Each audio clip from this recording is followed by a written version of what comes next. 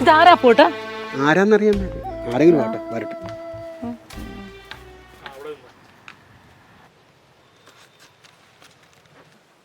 ആരാ മനസ്സിലായില്ലല്ലോ. രാഹുലിന്റെ വീടല്ലേ? അതെ. പോയി 5 തിരിയിട്ട് നിലവിളക്ക് എടുത്തോണ്ട് വാ, എനിക്ക് അകത്തോട്ട് കയറാനാ.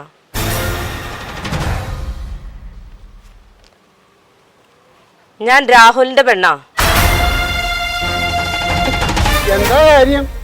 ഇവിടെ ചോദിക്കാനും പറയാനും ഇവിടെ ആൾക്കാരുണ്ട്. ഇതേ അവന്റെ അച്ഛനും അമ്മയാ.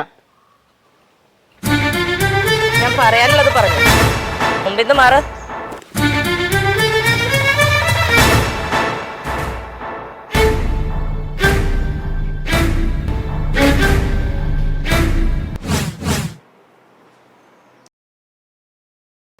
ആഹാ, നീ ഇവിടെ മലർന്നു കിടന്ന് ഉറങ്ങാണല്ലേ?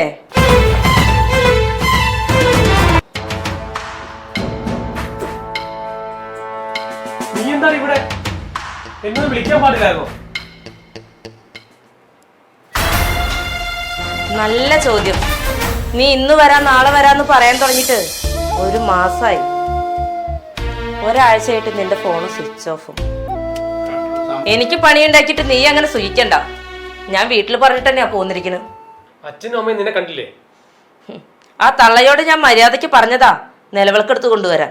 ആ തള്ള കേട്ടില്ല. ആ തള്ളയ്ക്ക് ഒരു അടിയുടെ കുറവുണ്ട്. ഞാനത് ചെയ്യാതെ കയറി പോന്നതാ.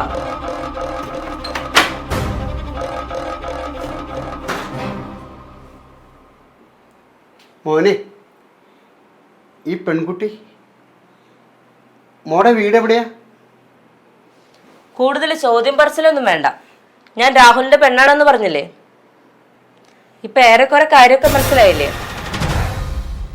അച്ഛാ, ഇത് എന്റെ കൂടെ പഠിച്ച കൈനക ഇല്ലത്തെ കുട്ടിയാ. എന്നെ കാണാൻ വന്നതാ. മോൻ എന്താ ഈ പറയുന്നത്? ഇല്ലത്തെ കുട്ടിയോ?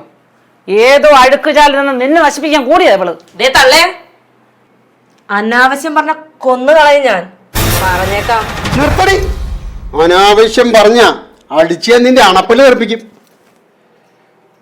10 കാശിന് വിലയില്ലാത്ത ഇവനെ വശീകരിച്ച് ഇവിടെ കഴിയാവുന്നാണ് വിചാരിച്ചിരിക്കണം. ഇറങ്ങി പൊക്കോണം 2 കൂടി. തൊട്ട് പോകരുതവളെ. അച്ഛനാണോ ഞാൻ നോക്കില്ല. ഇത് എന്റെയും കൂടി വീടാ. നിങ്ങൾക്ക് എന്തെങ്കിലും ബുദ്ധിമുട്ടുണ്ടെങ്കിൽ 2 പേരും എങ്ങോട്ടും ഇറങ്ങി പൊക്കോണം. എവിടുന്നോ വലിഞ്ഞു കയറി വന്ന ഒരു ചാവാലിയെ പട്ടിക്കണ്ടേ എന്റെ മോനെ അഹളിക്കണ്ട. ഇവളെ ഇവിടെ നിറക്കി വിടുന്ന നിനക്ക് നല്ലത്. ഞങ്ങൾ എങ്ങോട്ടും പോകുന്നില്ല.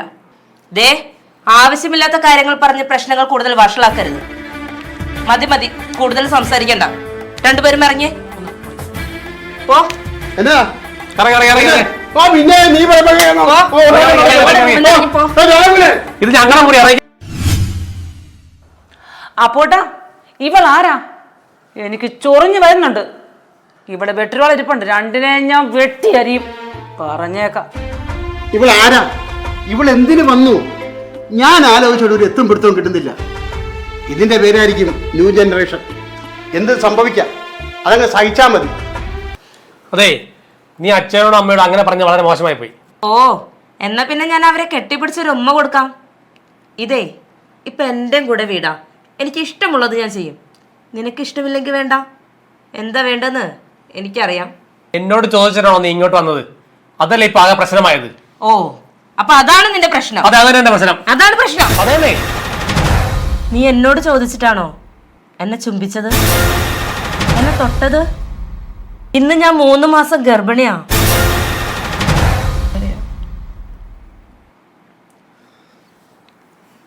മൂടി വെച്ച് ജീവിക്കാൻ ഒരു പെണ്ണിന് പരിധിയുണ്ട്. അത് കഴിഞ്ഞാ അവളല്ലാതായി മാറും. അതാ ഇവിടെ സംഭവിച്ചത്.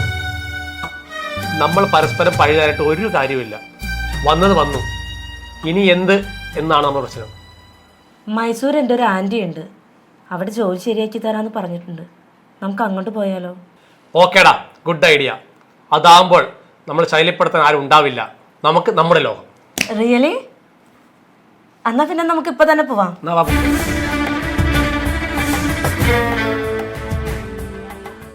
ദേ അപ്പോട്ടാ നമ്മുടെ മോനെ കൊണ്ട് അവള് പോയി. അവര് പോണെങ്കിൽ അങ്ങ് പോട്ടടി. അതാണ് ന്യൂ ജനറേഷൻ. അവർ ഓടിത്തളരുമ്പോൾ നമ്മുടെ കാൽച്ചോട്ടിൽ വരും.